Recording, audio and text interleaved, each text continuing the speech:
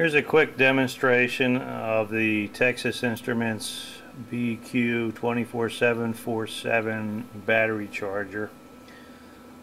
In the far distance is the original prototype, which is made with a two-layer board and exhibited various problems with noise. And in the near field here is a 6-layer board version of that same circuit, which cleared up all the noise problems. And now I'll show you a quick demonstration of how it works. Right next to the programming port, small jumper needs to be in place. It's labeled CRG for charge enable. So that jumper goes in place there. 18 volts goes into the power jack, just as it would in the oxygen concentrator. To the left, bottom left, is a small LED. I don't know if this is visible, but it's flashing very quickly to indicate there's no battery connected. What I'll do right now is hook up one of our batteries. This particular battery has the power lead disconnected, and the only connections are for communications to the battery pack. So if I plug that in, I now have a slower, steadier pace to the LED that's blinking, which is programmed to indicate the amount of charge inside the battery pack. In this case, the battery pack has about 50% charge, so the light is on approximately 50% of the time.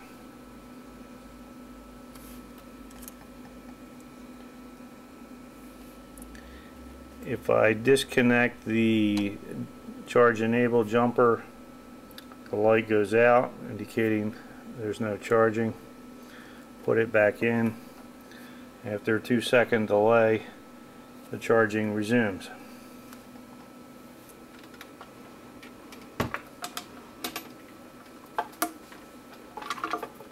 Now, with the battery disconnected, we're not actually delivering any charge current. What we'll show you here on the meter,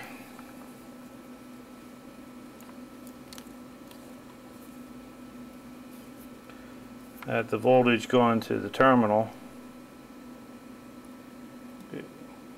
is 16.8 volts.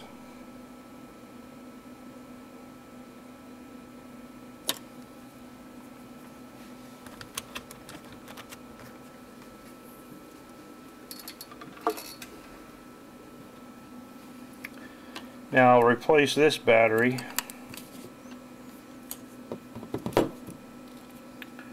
with another battery that has all 4 wires connected, and this battery is completely dead. I drained it down using one of the concentrators. So I'll plug this in,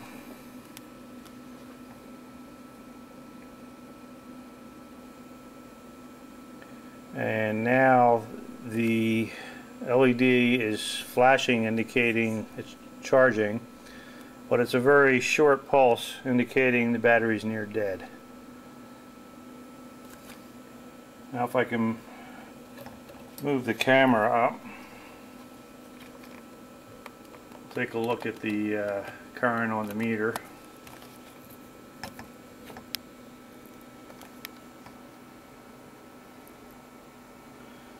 And right now it's showing about 1 amp at 18 volts.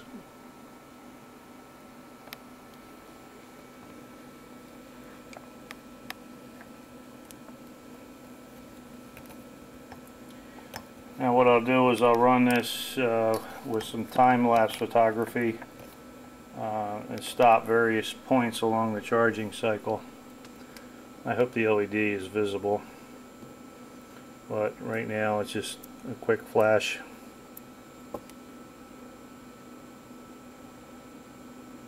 And we'll come back when it's charged a little bit. Okay, the time is 30 minutes into the charge and we're at 17% according to the flashing of the LED. By the way, I measured that on the oscilloscope. So we'll check back in 1 hour. Okay, we're at 1 hour total charge time and we're reading 38%. The LED is flashing about almost equal time on and off. So we'll check back later.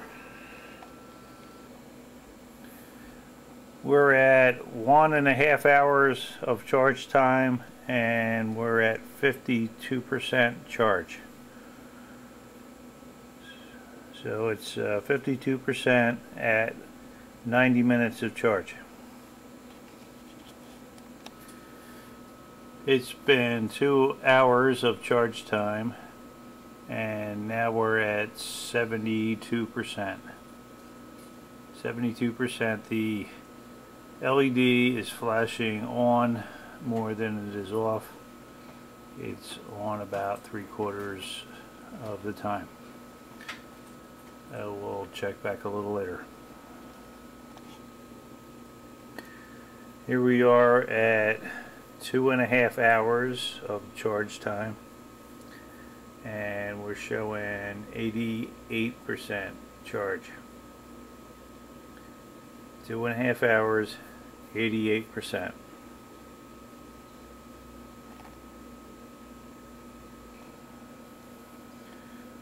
It's about 10 minutes before the 3rd hour of charging and the LED is on continuously, indicating it's 100% charged, but it's 100% as we know it, which is about 93% of maximum capacity. So from here on it's trickle charging the last small range from the 100% as we know it to the 100% where the cell can't take anymore. Alright, we're 3 hours and 10 minutes into charging and the charging has ceased. The LED is out completely. There's no current being drawn by the supply. So it's time to disconnect the battery.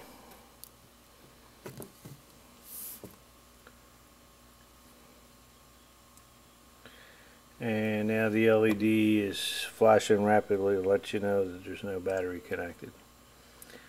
By the way, the correct order of assembly is to put the power jack in and then the battery, then remove the battery, then remove the power jack. Couple other notes. The outside edge of the board is a ground plane which is used for test purposes.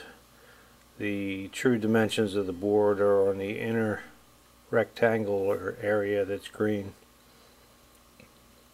and on the top left side of the board is the new 4-pin connector, which is targeted for testing or expansion.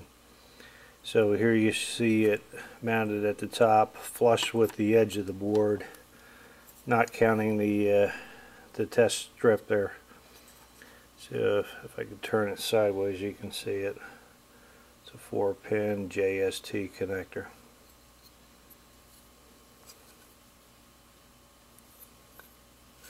Okay, that concludes our demonstration.